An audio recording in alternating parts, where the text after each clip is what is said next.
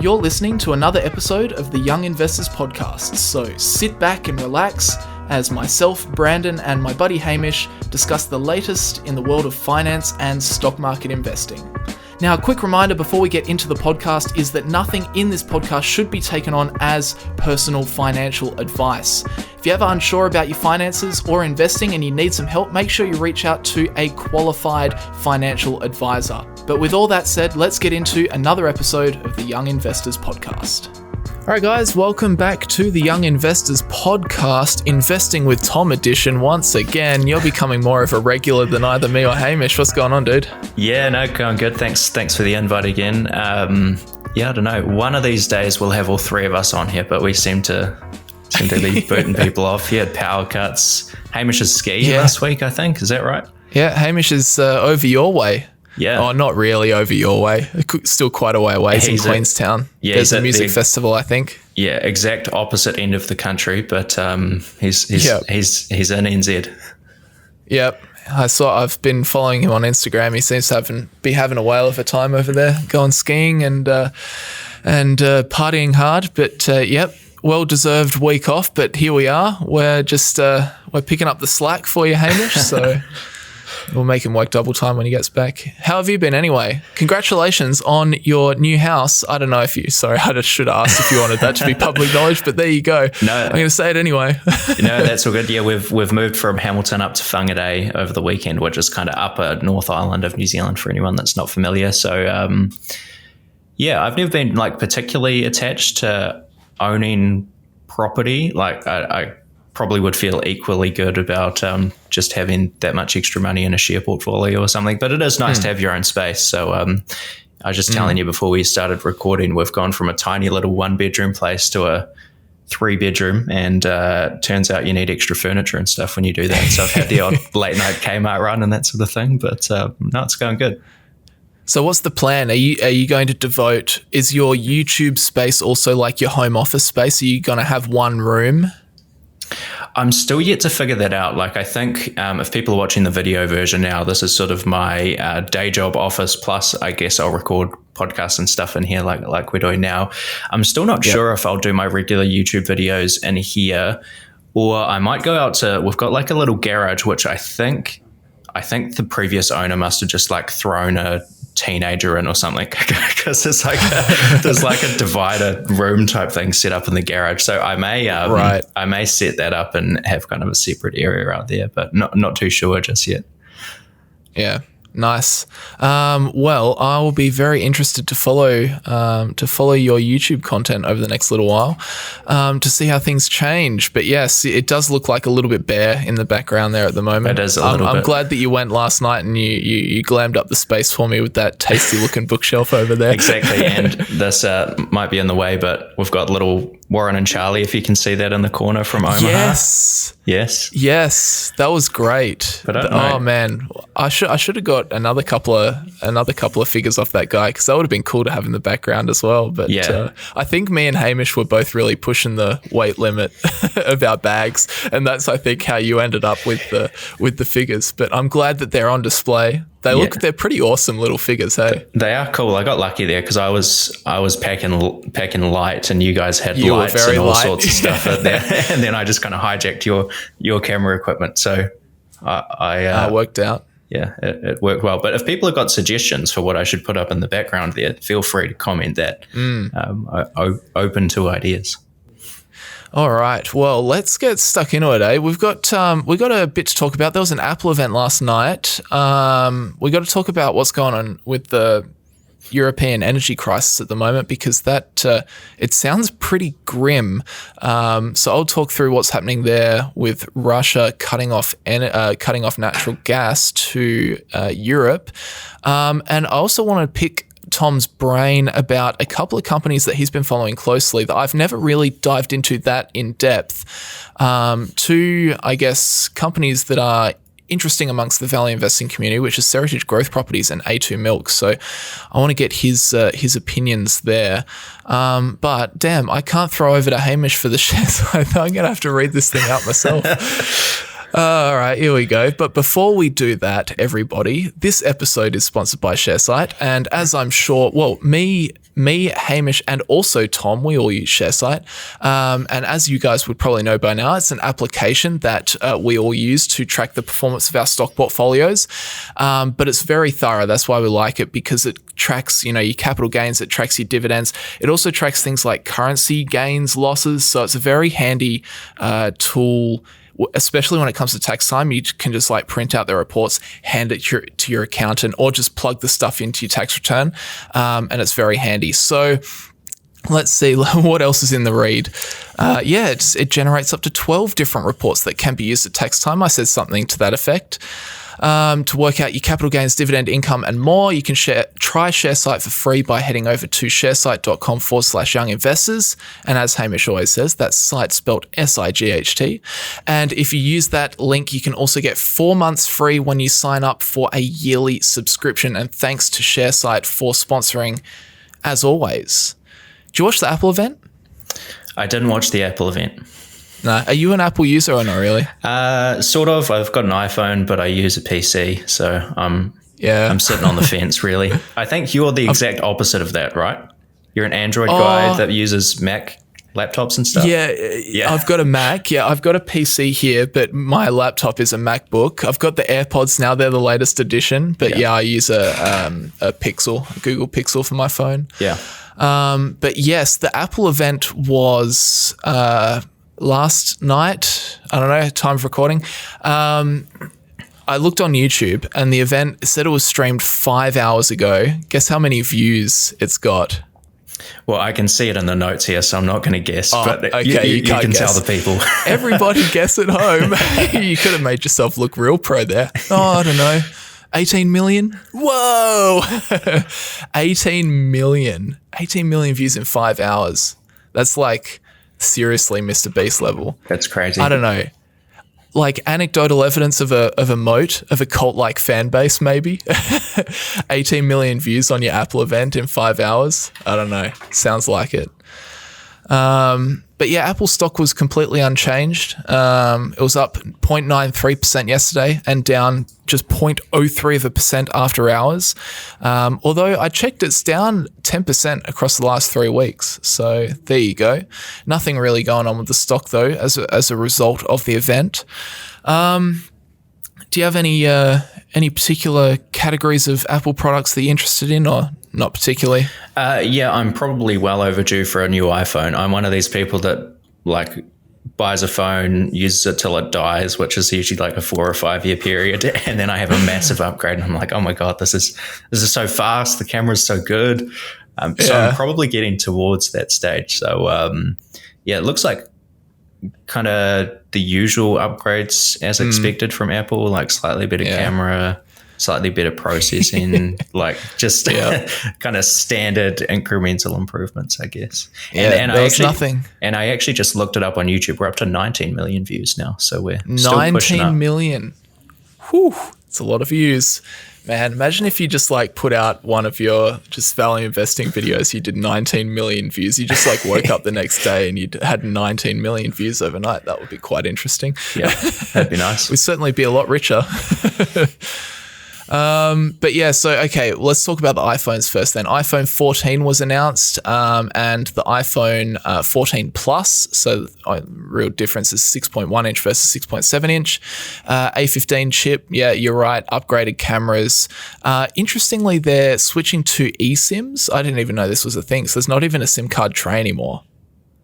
Weird. No SIM card. Yeah, so it's just all electronic now. So there you go.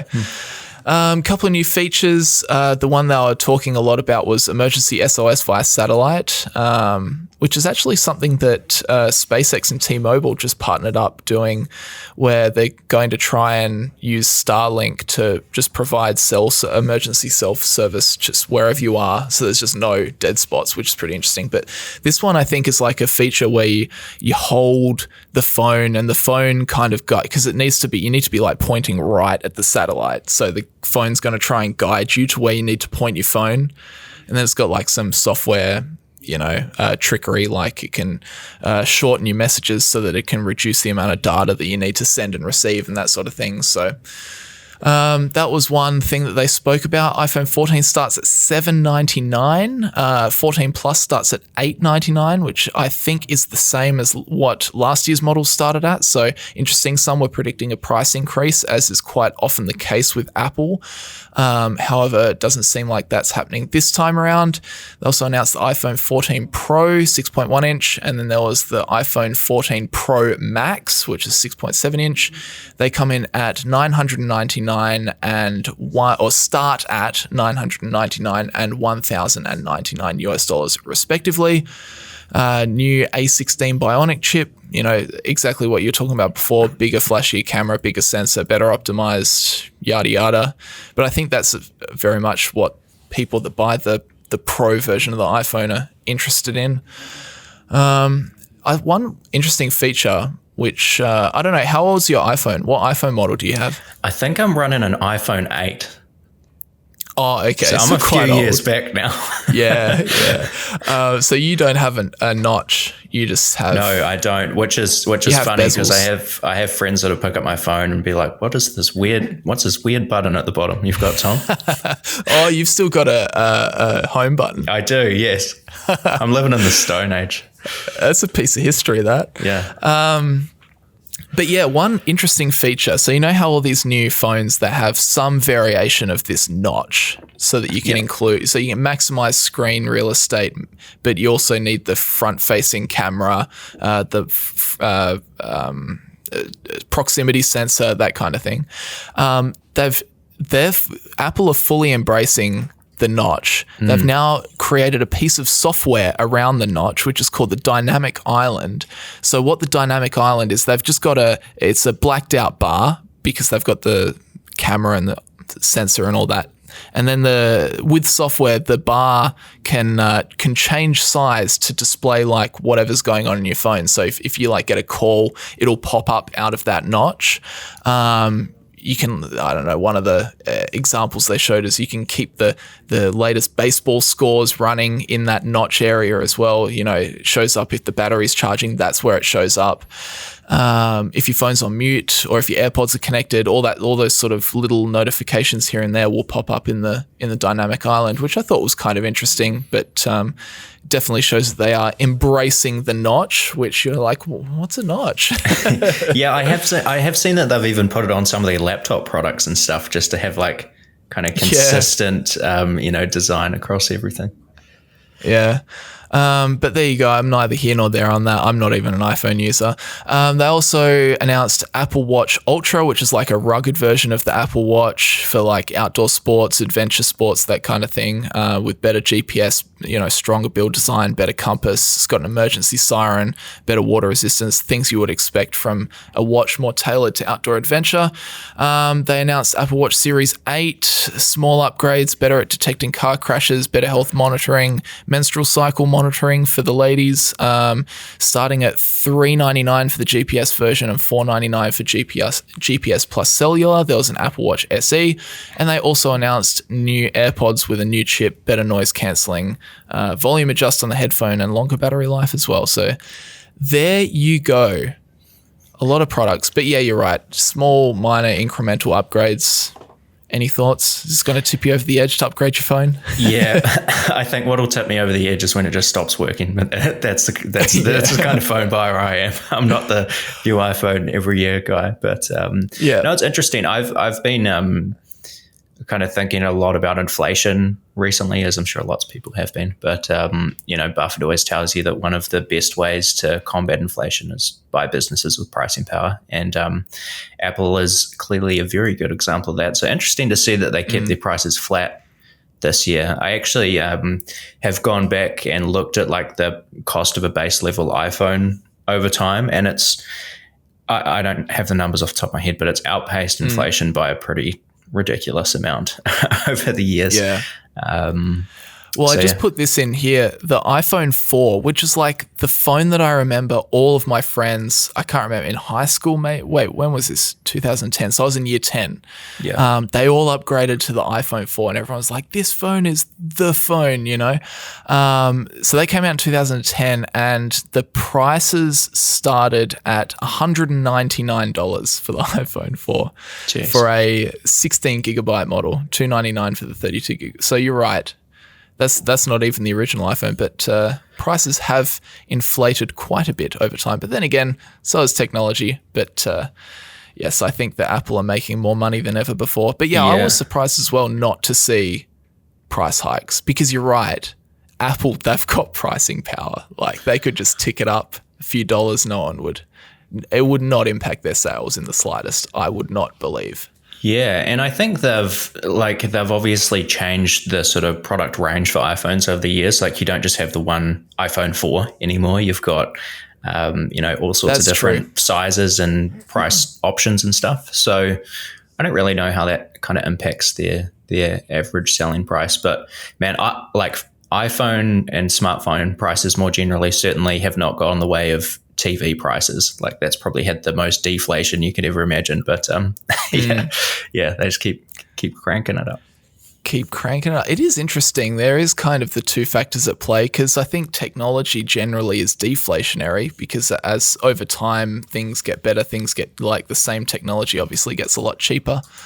But yeah, obviously these companies can get away with increasing prices, but that's the way of the world. All right. Any extra flavor to add on the Apple event? I really don't have that much to talk about, but it is a big event and a lot of people tune into it.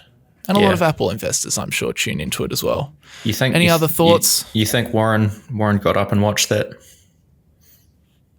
I don't think so. It's so weird because we're in this culture of make sure you understand the business, blah blah blah, and like he's not a user of Apple. He doesn't have AirPods. Does he even have an iPhone? I think he's been gifted a few over the years, but I don't know that he's ever fired one up. I think don't know. Warren, what are your thoughts on that? Like the whole understanding the business, but I guess Warren Buffett's coming at it from a perspective of I understand the business in the sense that I understand the economics of the business. Even if I'm not like a big user of the products, he can identify that the trends are there. I don't know. Your thoughts? And I think he's identified the kind of stickiness of a product like the iPhone from like friends and family. Like, Charlie sees his grandkids just completely addicted to their iPhone.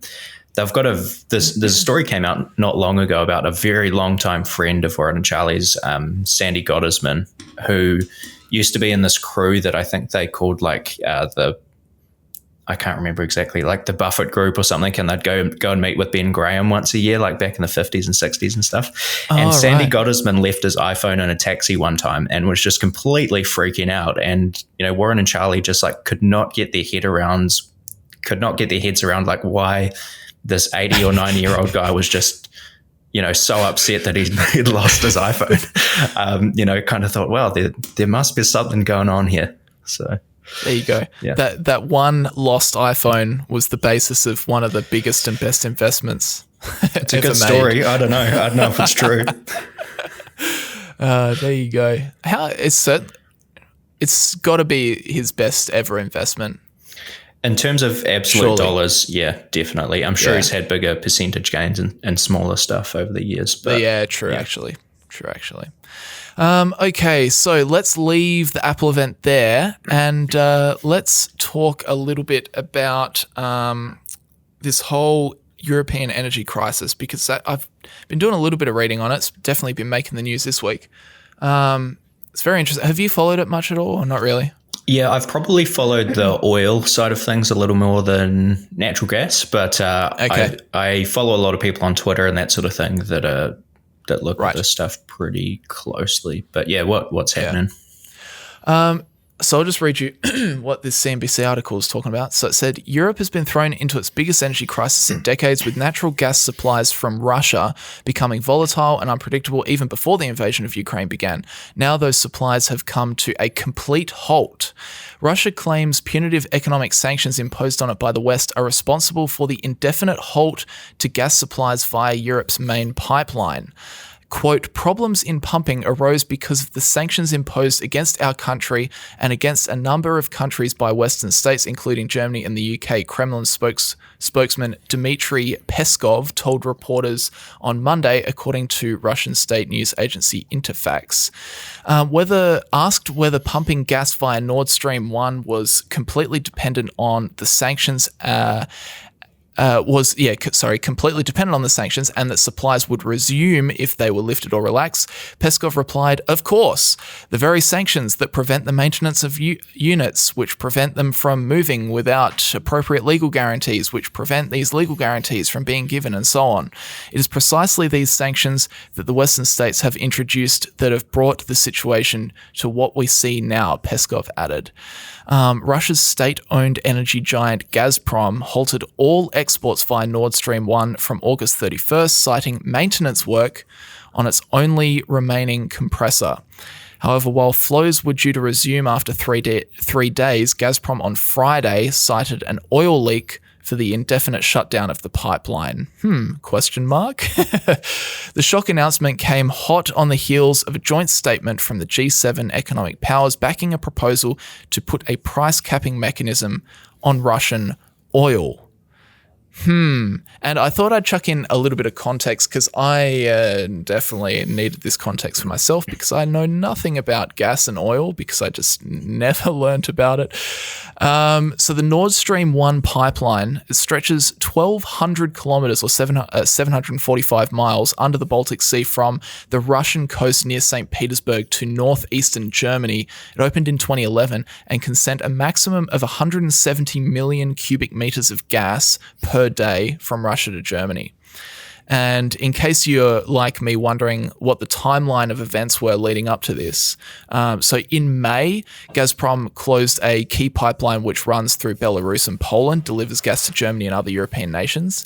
Then in June, it cut gas deliveries through Nord Stream 1 by 75% from 170 million cubic meters of gas a day down to roughly 40 million cubic meters. Then in July, it shut down Nord Stream 1 for 10 days, citing the need for maintenance. Then shortly after reopening, Gazprom halved the amount supplied to 20 million cubic meters because of what it called faulty equipment. Now it has completely halted all gas supplies to Europe through the pipeline. Wowee. Thoughts?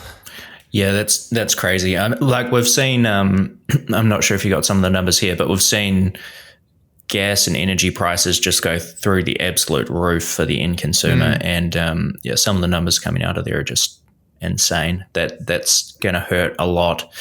Like obviously everyone's very concerned about inflation, and one of the ways that,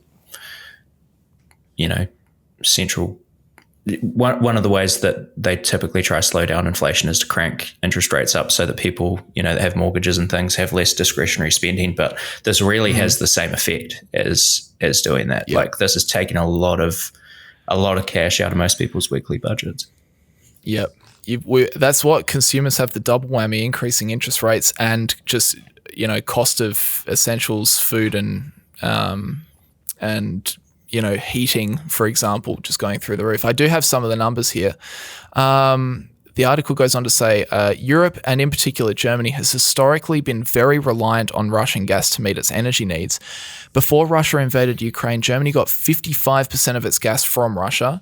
It has managed to reduce this to 35% and vowed to end imports entirely. When Russia announced its intention to restrict supply in July, within a day, it had pushed up the wholesale price of gas in Europe by 10%.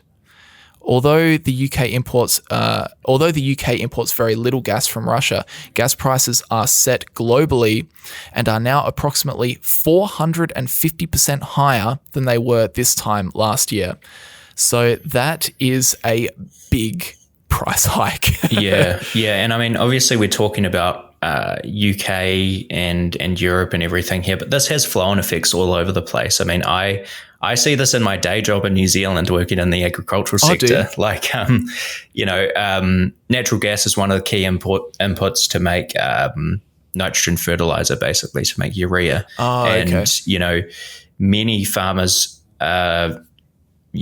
it's an essential input, particularly if you're growing crops.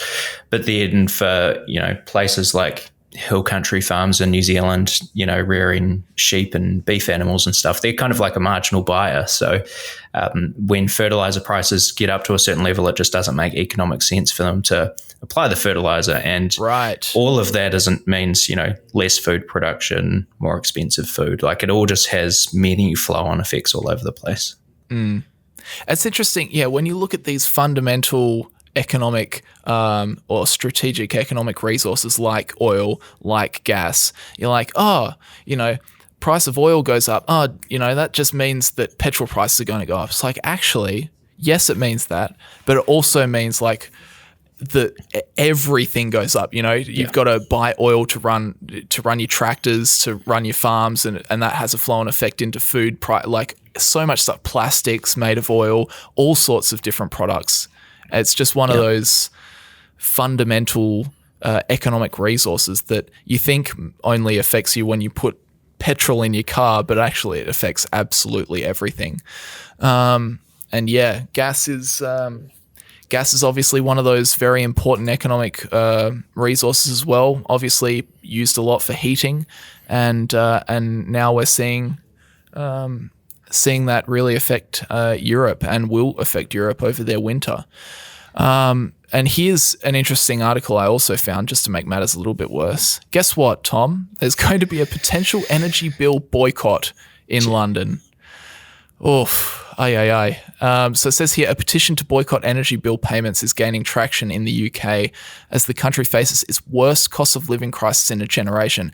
As of Tuesday, the grassroots Don't Pay movement has racked up more than 170,000 signatories who have pledged to cancel their direct debit payments to energy companies on October 1st, when household bills are set to skyrocket. Campaign organisers say supporters will enact their pledge if a total of 1 million signatures are amassed before the October deadline. Britain's energy regulator Ofgem, is that how you say it? Ofgem? I don't know. Announced last month that it would raise its main cap on domestic energy bills by 80% from October, taking the average annual household payment to £3,549 from £1,971. Jeez. It comes as global energy markets come under continued pressure. Yeah, following Russia's invasion. That's what we're talking about. That makes a bad situation worse. Yeah, that's crazy. I've got no clue how this is all going to play out, but none. It all looks pretty doom and gloom, really, doesn't it? It does. Nothing to add, as Charlie would say. Yeah. But yeah. Probably not a bad time to, have bought some natural gas or oil companies back when oil went negative in 2020. I'm sure there's some people that bought those doing pretty well right now. But for the everyday person, not great at all. Do you know much about oil stocks, gas stocks?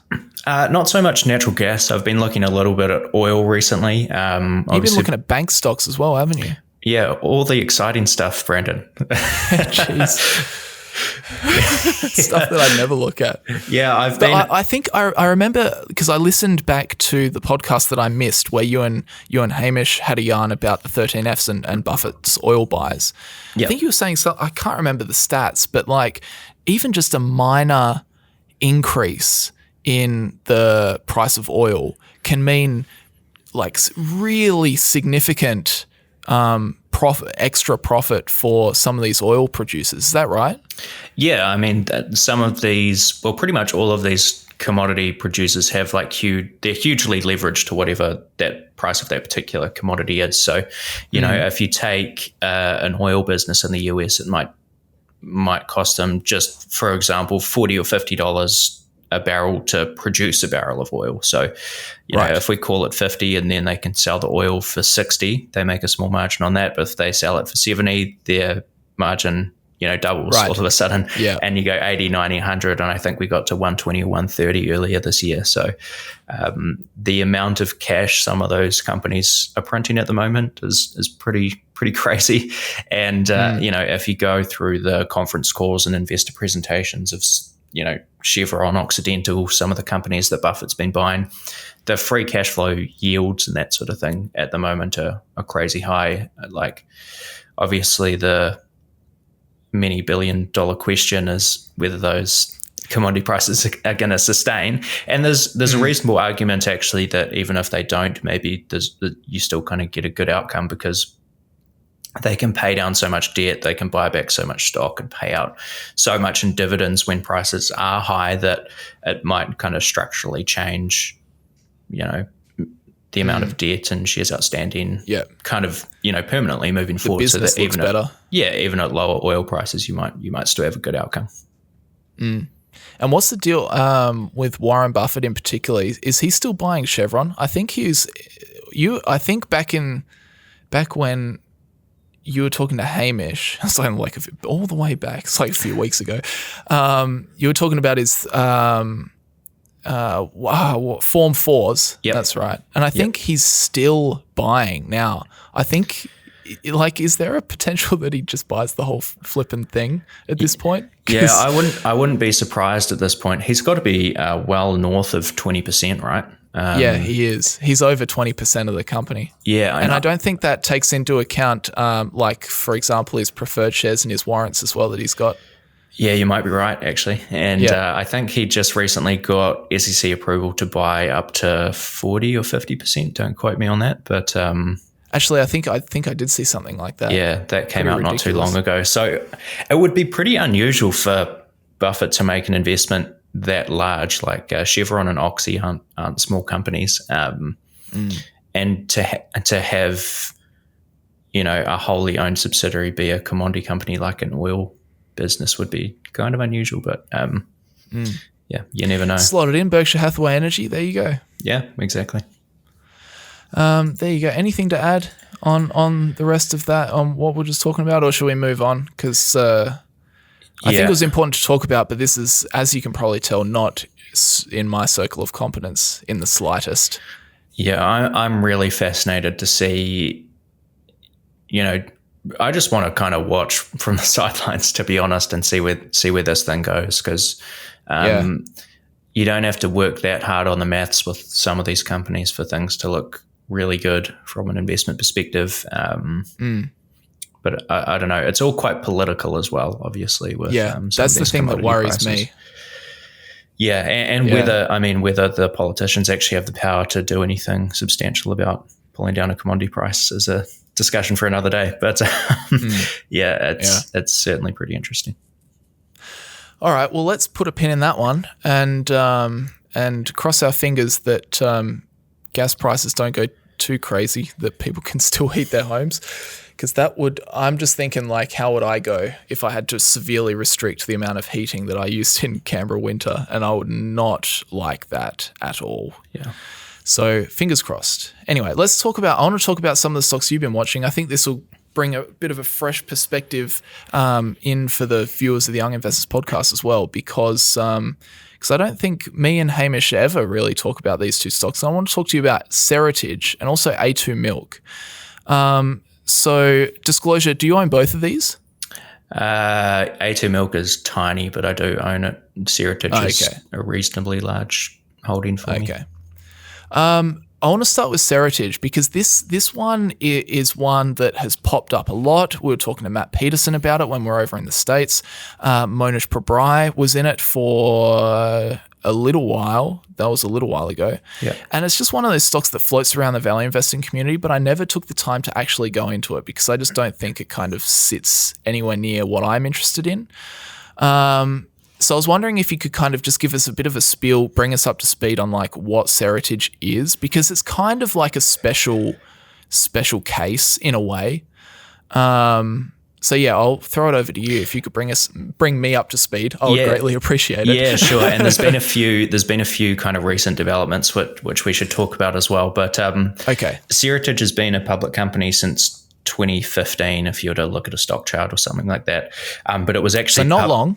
Yeah, but it was actually public in another vehicle before that. So Right. Searitage, actually, this has recently changed for reasons we can get into shortly, but it was a real estate investment trust, which are usually set up so they have a bunch of cash flowing real estate as a public company, and you get a bunch of tax advantage dividends, which usually isn't the case with most US public corporations. So Searitage was basically spun out of Sears before Sears went bankrupt. Right. So Searitage was all the real estate with the Sears big box stores and surrounding parking lots and so on. And Right. The story basically was, Sears was having some pretty serious financial troubles. They've since gone bankrupt. I think Searitage were bringing in something like $200 million a year in rent from Sears, at a going rate of, call it, roughly $5 a square foot in kind of annual rent is what they were getting off a lot of those properties.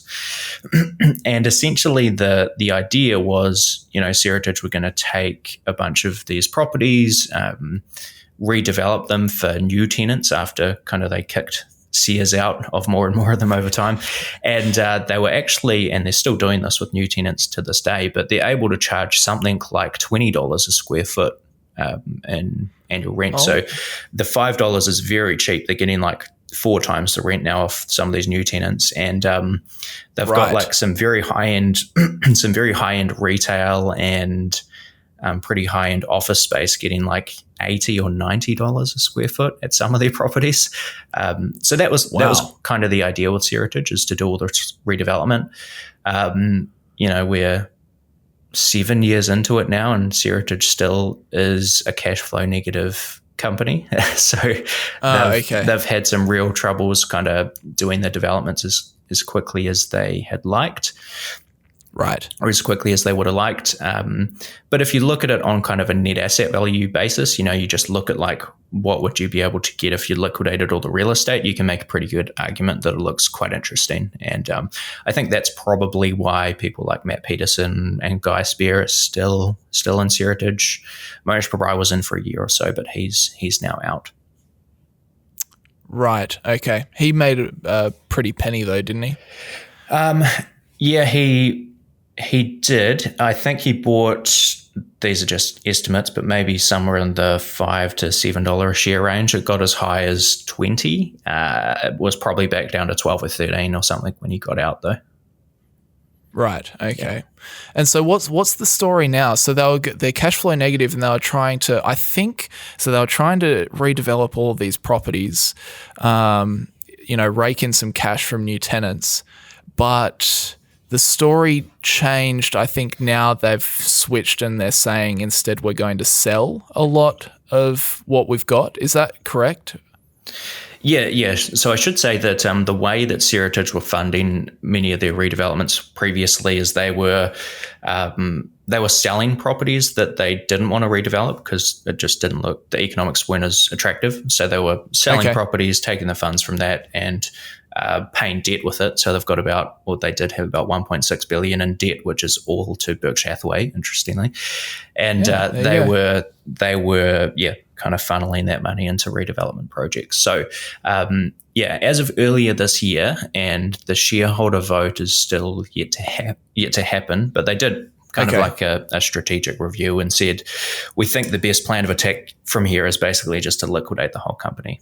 So sell all the real estate, pay off all the debt, and whatever's left over, just distribute it to shareholders, basically. So that vote is yet to happen. They need about 2/3 shareholder approval to do it. Eddie Lampert, who is a 29% shareholder in Searitage, has basically signed an agreement saying he'll vote in favor of a liquidation. So that gets you pretty, a good chunk of the way towards that 2/3 kind of approval.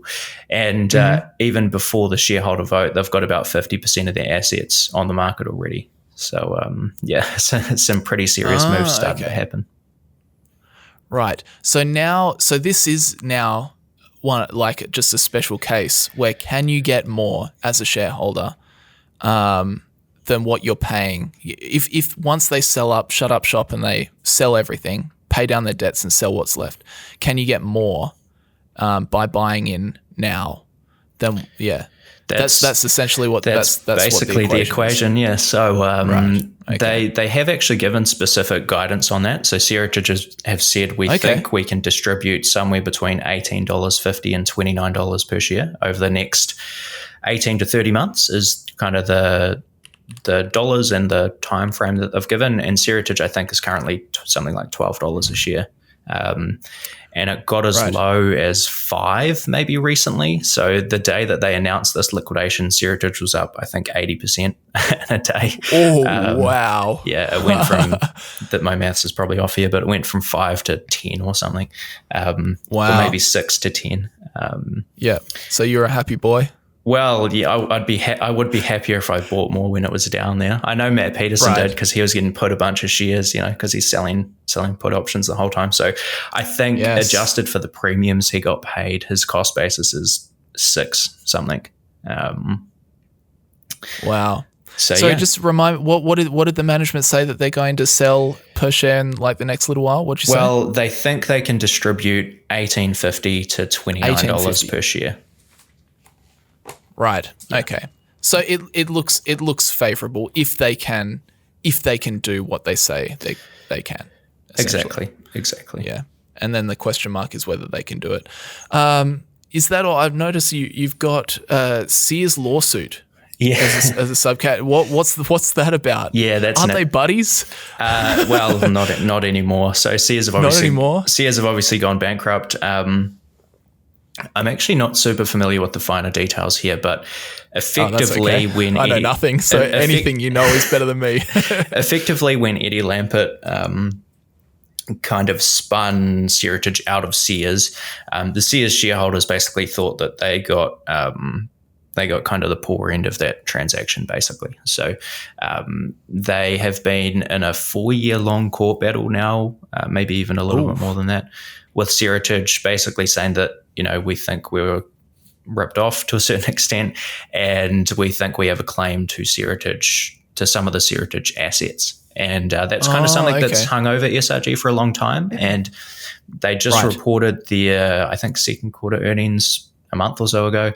And they said that we think we're on the home straight with this lawsuit. We've come to an agreement about a $175 million settlement, of which most of that is paid by insurance companies, but SRG were going to put up about $35 million.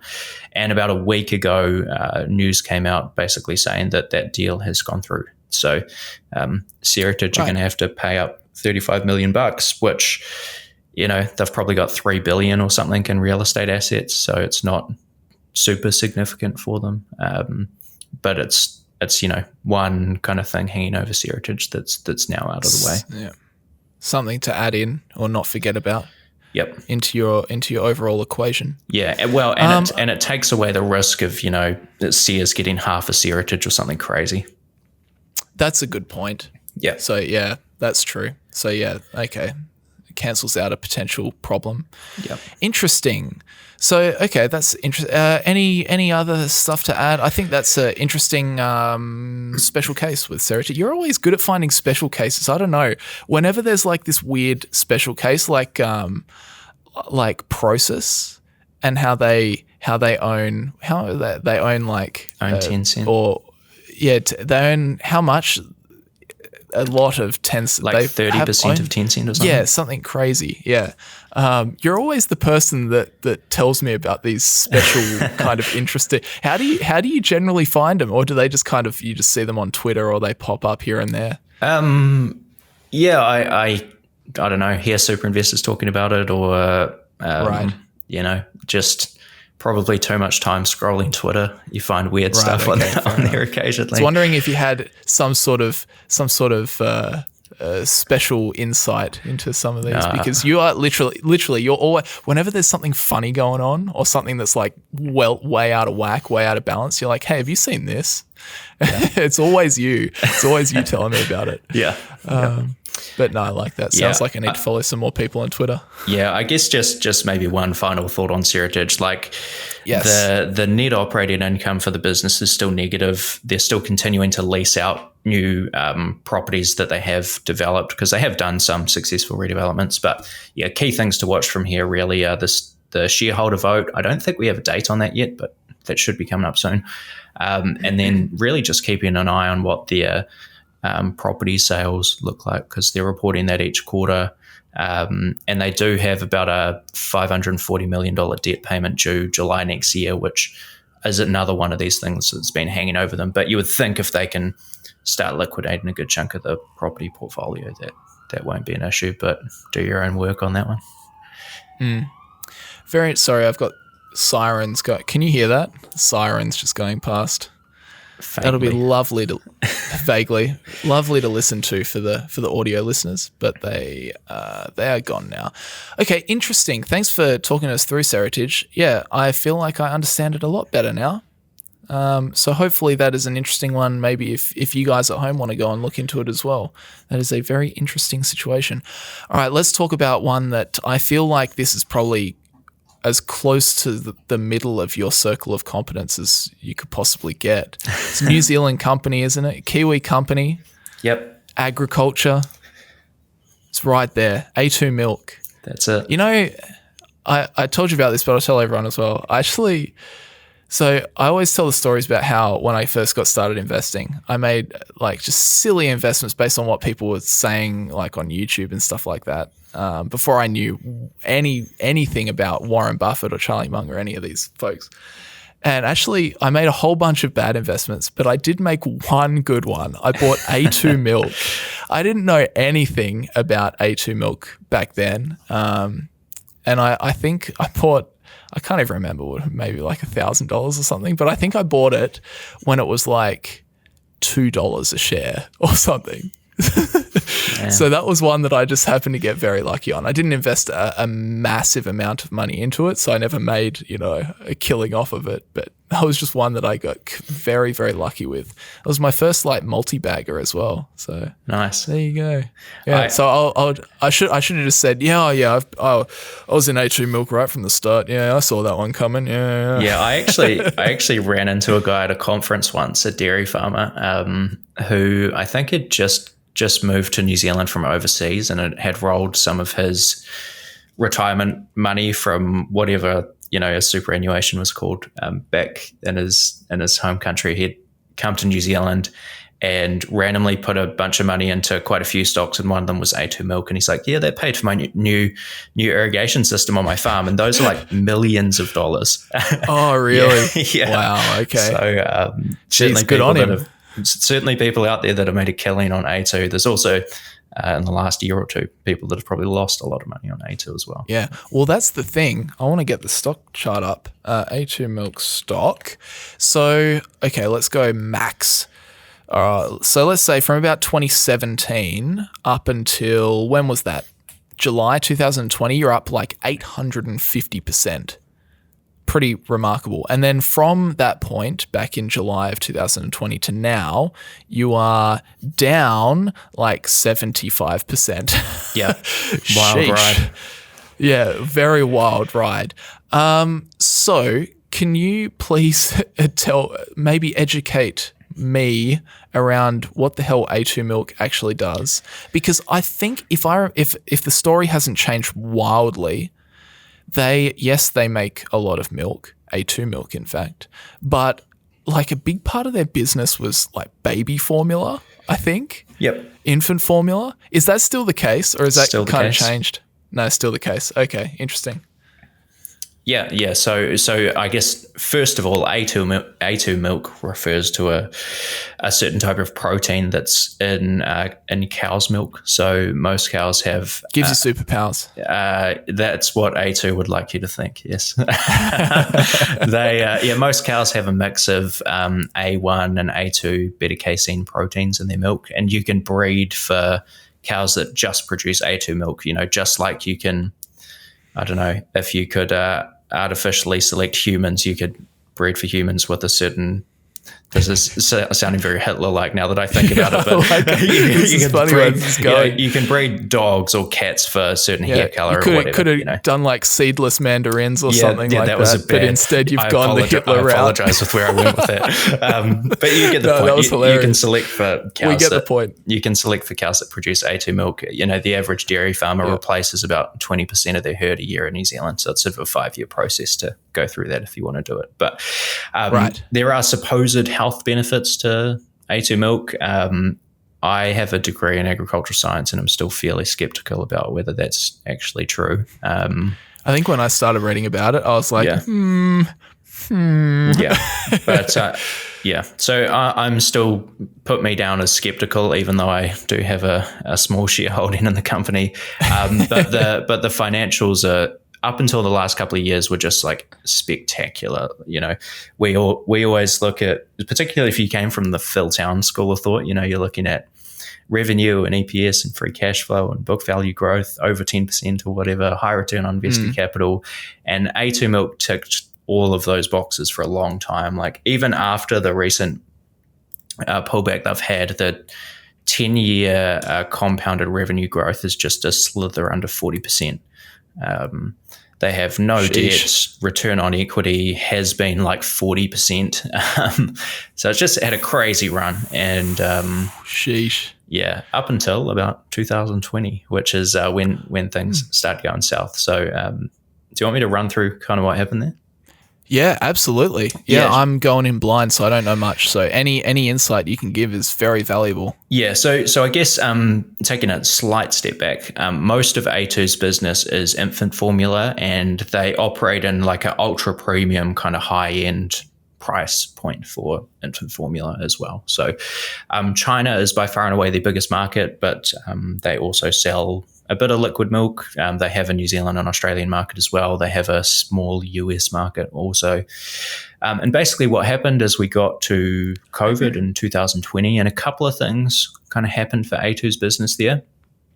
So the first thing, as I'm sure everyone remembers, is when we were all going into lockdowns, everyone was doing quite a bit of panic buying and kind of pantry stocking, I guess, which is pretty much exactly what happened to A2. So A2 was sitting here thinking, we're having the best sales we've seen in a long time. People are buying A2 milk left and right. And then all of a sudden the tap kind of turned off. Like people just stopped buying it because they had all these supplies, their pantry was full of this stuff. So A2 milk, it basically caused them to overshoot and just produce too much, and they couldn't move it, basically. Okay. The other thing that happened is A2 has a little bit of a weird kind of distribution model, which they have they have pretty little control over, really, which is this Daigou channel. Are you familiar with that at all? No idea. Right. So a Daigou channel is basically, and this is typically talking about Chinese consumers. Someone will be based in New Zealand or Australia or somewhere outside of China. They will go to a retail store in Australia or New Zealand, or people often do this. Chinese people actually do this quite a bit in Korea for makeup because of makeup tariffs and stuff. There's a few different places around the world where this happens, but they'll basically go to another country, fill suitcases with makeup or A2 milk in this case or whatever, and then take it back to China and sell it. That's what this Daigou channel is. And obviously COVID really slowed that down. So that was kind of the other thing that happened with A2. So yeah, basically interesting. Sales fell off a cliff. They'd produced way too much. There's also this overhang of like declining birth rates kind of in many parts of the world, but particularly in China, which obviously isn't good for infant formula sales. And they got into a situation where they had way too much inventory that was starting to age. Like infant formula only lasts a certain amount of time, and it was just kind of a whole bad mix of factors. So they actually ended up going through a pretty rigorous kind of turnaround inventory refreshment type strategy, which basically means they intentionally pulled back their sales and production. They actually literally destroyed some inventory that was getting really old as well.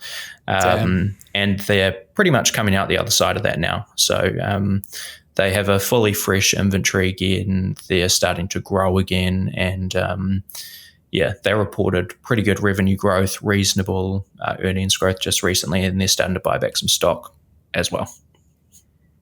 Right. Okay. So how much more important is infant formula than like just liquid milk? For A2? Do you know? Yeah, for A2. Yeah, I don't have the numbers in front of me, but I wouldn't. Is it really just like A2? Should they rebrand to A2 infant formula? Oh, by the way, we sell a little bit of milk. It's almost at that level, I think. The liquid milk sales is more of a New Zealand and Australian thing. It's a little tricky to ship liquid milk to China.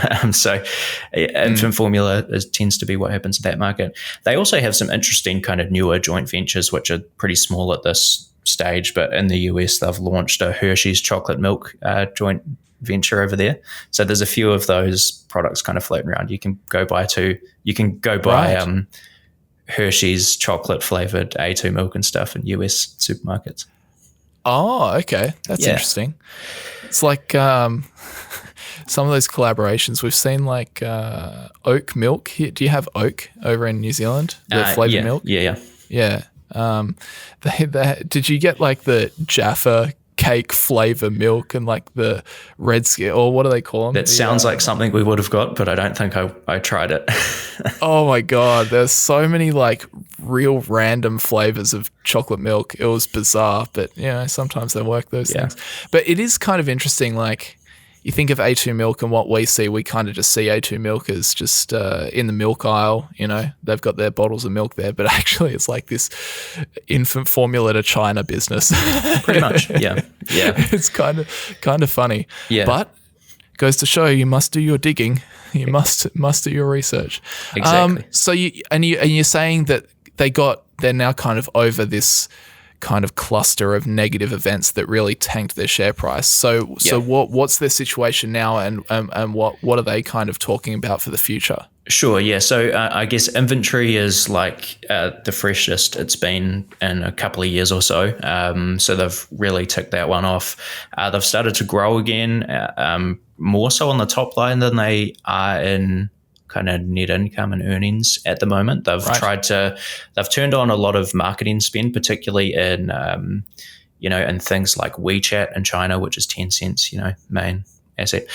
They do a lot of like in-app marketing and stuff there to try and get things cranking again. But just to run through the numbers, so in 2020, which is their best year ever, they did 386 million in profit. 2021, which was their kind of down year, they still did 81 million. Like they didn't lose money or anything through this whole saga. Okay. And 2022, which they've just reported the full year, and that will have still included quite a bit of this turnaround kind of phase. They're back up to 115 million in profit. So that's so where they're at. They're coming back. They're coming back, and revenue's growing at a faster rate than those numbers suggest as well. They also have like the best balance sheet you'll ever see, besides maybe Facebook or something. So I guess much smaller scale than Facebook, but they have, so I just said their best year ever. They did 386 million in profit. They've got a little under 900 million in cash, 887 million in cash. Really? They've got 107 million in debt, which is to do with a recent acquisition they did. And they also own, I don't know the percentage off the top of my head, but they own about $150 million of shares in Synlait Milk, which is the main supplier that, there's Synlait Milk dairy farms and stuff. That's where most of the A2 milk comes from. So they own about $150 million in Synlait, which was worth a lot more. They own it from the source. Yeah, and that was worth a lot more when A2 was doing well, because A2 are one of Synlait's largest customers, so they trade in tandem a little. Yeah, exactly. Interesting. So they've guided for what they just said was high single-digit revenue growth. Okay. They've issued a plan to buy back up to 5% of their shares over the next year, and that'll still leave them with a boatload of cash. So it'd be interesting to see what happens over the next couple of years as they start to come back. Nice. Yeah. Sounds like an interesting case. Anything else to add with A2, or is that just about it? I think that's pretty much it. The only, if people were looking to try and value this thing, it'd be worth factoring in the cash and the Synlait holding. The market cap's about 4.6 billion New Zealand dollars. If you back out the cash and the Synlait position, it's more like 3.7, which is maybe a little under 10 times what they earned in their best year a couple of years back. And, they're only guiding for high single-digit revenue growth at the moment, but they grew at 30 and 40% a year for a long time too. So if they ever get back to that, stats you quoted were pretty impressive. Yeah, if they ever get back to that, it will be very interesting to see what happens. But they're guiding for much lower growth than that. Yeah, sandbag it. Yeah, exactly. No, but very interesting. Thanks for taking us through that. That's two very interesting value investing kind of case studies in Seritage and A2. So much appreciated. I did want to get to, how are we going for time? Oh, we're a little bit over. We'll just do one question for today. You pick, Tom. What question would you like? Top one or bottom one? Let's do the top one. Top one? All right, no worries. So this question says, it's Australian reporting season. I own shares of a handful of companies that I think are great, and the annual reports have just come out over the last few weeks. Most have shown my companies are executing as planned. That's good to know. As you know, annual reports come out after the market closes. Frequently this year, I have read an annual report the evening it came out and have been satisfied. And then the following morning, there's been a big sell-off in that company's shares, as if others were reading a different document from me. Am I meant to be happy because this offers a buying opportunity? Or do I ignore Mr. Market shouting prices from over the farm gate? At what stage do I worry that I'm really wrong? This has a little. Is this how Hamish felt about Netflix? We'll have to ask Hamish that next week. I might ask this one to him next week as well. Do you have any thoughts about this? How much weight do you put in share price fluctuations around earnings time? If you're happy with what you're seeing, yeah, I guess it's the whole Ben Graham, in the short term market's a voting machine, and the long term it's a weighing machine. So if your analysis turns out to be right over several years, then you should do okay. New Zealand and Australia are interesting because we only report twice a year, our companies, as opposed to quarterly. So you can probably expect to see bigger swings when numbers come out because it's been, that's a good point. A longer period of time since we got the last update. Yeah, as far as you being happy with the numbers and the price going down, I've been there, done that several times. I mean, most people in the market are operating on a relatively short-term time frame, and they don't really have they might have their own projections for what they think the company will do, but they're looking at stuff like, the average analyst expected them to earn $2 a share and they earned $1.90, and so therefore share price down. Whereas, does that matter if they earn $10 in 10 years from now? Yeah. Exactly. Yeah. So that's how I kind of think about it. Yeah, I'm exactly on the same. I almost go. I know this is not something you actually should think, but I almost go in thinking it's the classic: if you buy a stock, it'll go down. If you don't buy a stock, it'll go up, kind of thing. Yeah. I'm always whatever you think about the earnings report, chances are the market thought the opposite. But I don't put any stock in earnings beats or earnings unless it's obvious, unless it's just gigantic. Because, one of the quotes that Gally Russell says, I think this is actually one of his quotes, is companies don't miss on earnings, analysts miss on reality. And at the end of the day, things companies, they're just doing their best, as long as you're we're long-term investors, as long as the long-term looks healthy. If they, like what you say, if they guided for $2 and they got $1.95 or something, and then the stock tanks, you're right, it's just the short-term noise.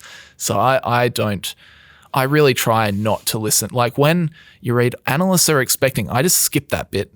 I just doesn't even faze me in my mind, because that does move around share prices. Same with like JP Morgan announced a revision of its price target, and that moves the stock like 5% or something. It's like, who cares? They can think what they want to think. I'll think what I want to think, kind of thing. So, yeah, and even more extreme if you look at smaller companies, I would say. Like Australia has a bazillion small cap mining stocks and all sorts of weird stuff that like you'd be lucky if one analyst follows. And so you got to do your own work on it. Like with Sharesight that we were talking about before, you follow someone like Matt Peterson, and he's spent, I think he said in his last annual meeting call that he's spent like approximately 1,000 hours on valuing Sharesight or something crazy, like going through property by property, talking to real estate agents and people leasing properties and investors and like all sorts. I thought I'd spent a lot of time on Sharesight because I got a few $100 subscription to, I think it was called Crexy or something, which is basically a site for US commercial real estate comps. Like you can put in an address and it tells you, this similar property 2 miles down the street sold for this value, and it was this bigger property, and you can compare it to the Sharesight one and all that. I went through 170 properties like that and came out with some valuations, but Matt's on a whole nother level. So if you've done that kind of work, and then there's like one random analyst out there who thinks something different, and they happen to be following 20 companies, and they maybe spent a day on trying to figure out this particular one that you've spent a lot longer on, I try to avoid putting much weight in that. That's a good way to think about it. Yeah. If you're an analyst working a job and you've got 20 stocks that you have to report on, and how long are you real, and you want to go home to your family, or you want to go to the bowling alley or play video games or whatever, how long are you really going to put into and each one of your stocks when it's just your job, it's just your 9 to 5? and Monish Prabhai's talked about this a little bit before. Like he told the story of an Indian company in the 90s. I don't know if you've ever heard him talk about when he tried to, I think he bought like 3 Indian stocks, and he wasn't sure if he was like going to get scammed sending the money to India and stuff. And then they sent him like physical stock certificates that he put in his bottom drawer. Have you heard that story? Right. No, I haven't. No. Anyway, one of the companies was, these numbers aren't going to be right, but it was something like, the stock was $1. They had real estate assets that were like $10 a share. And then they had an operating business, which was substantially more valuable. That's kind of the situation he was looking at. And, he's speaking to these analysts that, the stock's $1 and they're putting out price targets of $1.30 or whatever. And he's saying, this thing should be worth 20 because they've got all this real estate and an actual business. And no analyst is going to be bold enough to put out a stock price, except Kathy Wood maybe or something, but no analyst's going to put a price target out there that's like 3 times the current stock price, even if there's good reasons for it. So take it all with a grain of salt.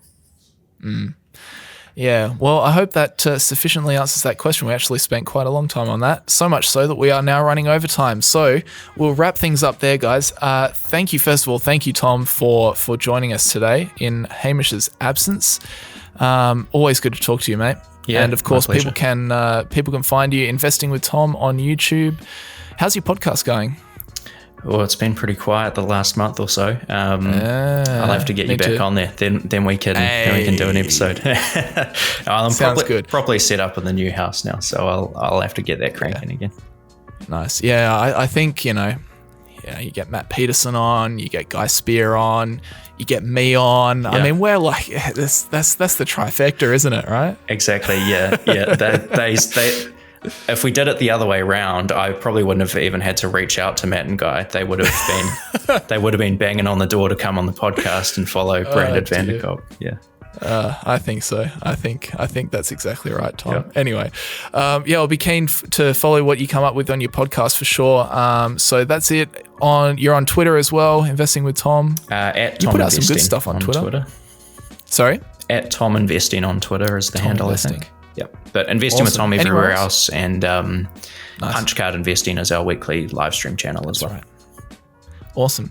Well, thank you very much, mate. Thanks for coming on. Great to talk to you as always. Thank you guys very much for tuning in. As always, we appreciate the hour or so you give us every week to tune into the Young Investors podcast. And that will just about do us for today. So thanks for watching, and we'll see you guys in the next episode. See ya.